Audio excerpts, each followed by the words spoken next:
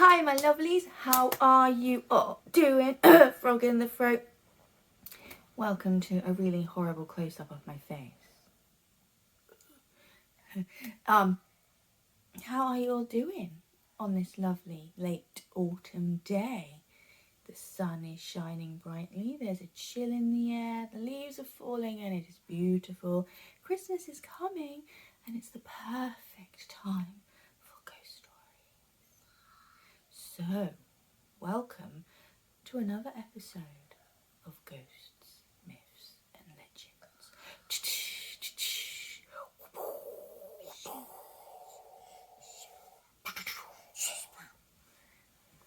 I changed my little intro sound there. Oh dear, forgot what it was. I changed it up a bit. That's good. Are you sitting comfortably? Shall we begin? Good, Mommy. Good. Shush. I'm sorry. One person is not sitting quietly for her story. Right, shall we begin? In a field opposite the church in Marham village, Norfolk, you will see the ruins of an abbey. Abby! Shush! Sorry. This is where our tale begins.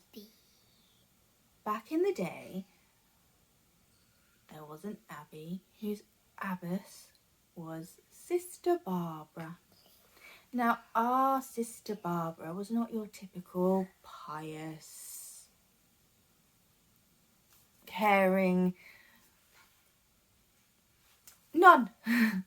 She was ambitious and scheming and ruthless, and she liked the finer things in life.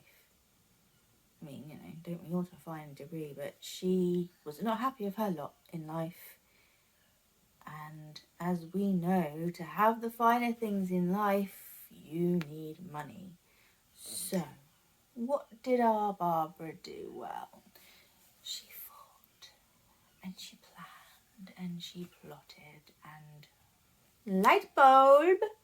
She thought to herself, I have the perfect idea. So, picture, if you will, in Marham village, there is a hill called Vinegar Hill. I'm allowed to talk, shush.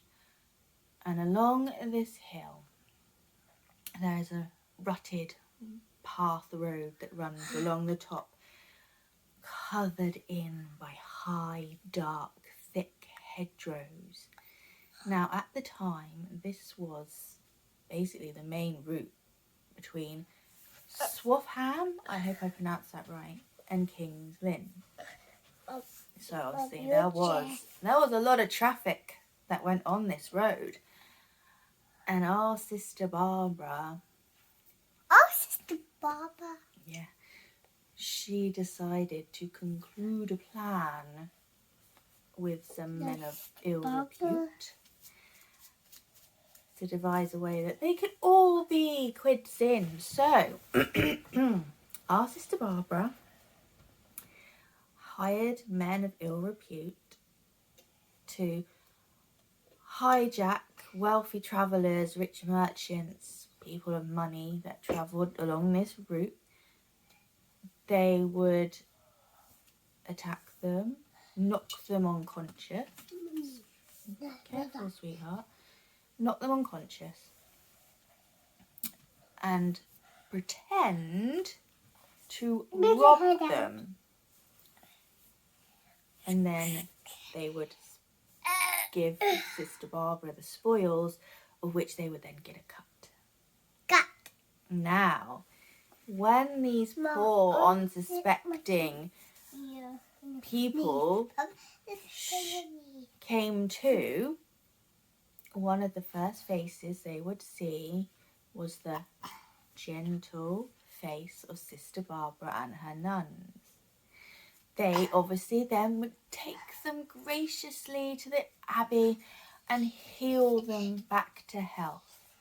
Now, obviously, the of these victims were obviously overjoyed that they were fine and they were found and that they'd been taken and looked after so generously and kindly by Barbara and her nuns. And so they showered Sister Barbara with gifts and money, just as she planned all along.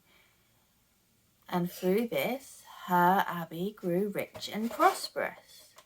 Now, we add monks to our story who, once again, like our Barbara, were not what you'd imagine monks to be like. There's no piety with these people in the story or how you imagine nuns and monks to be.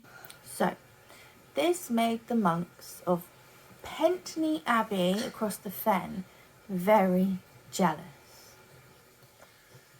So, they thought, something ain't right here. Something is going on. And they decided to keep watch on Sister Barbara. Excuse me. Now, their patience and jealousy paid off because they managed to catch our Barbara in the act of paying the men who robbed the people some of their cut.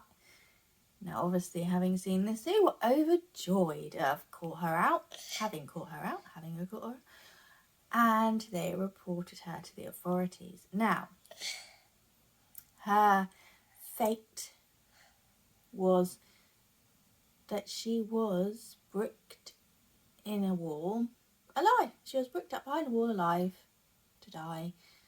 I don't know where the wall is. I don't know if it was in their abbey, if it was in her abbey, if it was just some random building. I don't know. I couldn't find that when I was looking the story up. But anywho, she still roams her old familiar grounds.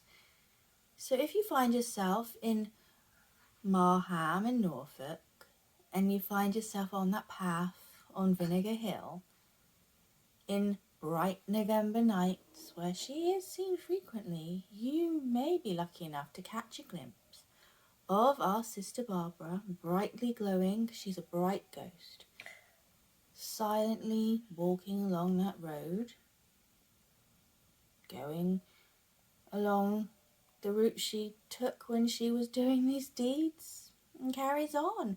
One lady in the village was saying goodbye to her boyfriend by a house that has been built on the path, and she slowly started gliding towards them across the lawn. They stood still, maybe paralysed with fear, I don't know. I mean, would you? And watched her disappearing through the walls of the garage. But as I said, our Barbara is a frequent sight on bright November nights. Lots of people have seen her. She's silent, just glides around along that road. Maybe her spirit's looking for one of the monks to give him an ass whooping. But that is our little tale of the ambitious nun who wanted to find things in a prosperous abbey, and how it led to her downfall and her eternal unrest. I hope you like this story and you'll watch and join in with more. And maybe one day you'll go up there and see if you can find our Barbara. I hope you have a lovely day. If you like it, thumbs up, subscribe, bell so you can watch more of this. Have a great day. You are worth it and appreciated, and we love you. Bye! My little assistant, talker in the background, helper of the video, wants to say goodbye. You gonna wave goodbye? They don't want to see your little tongue. You gonna say goodbye? You gonna say goodbye? Bye? Bye-bye.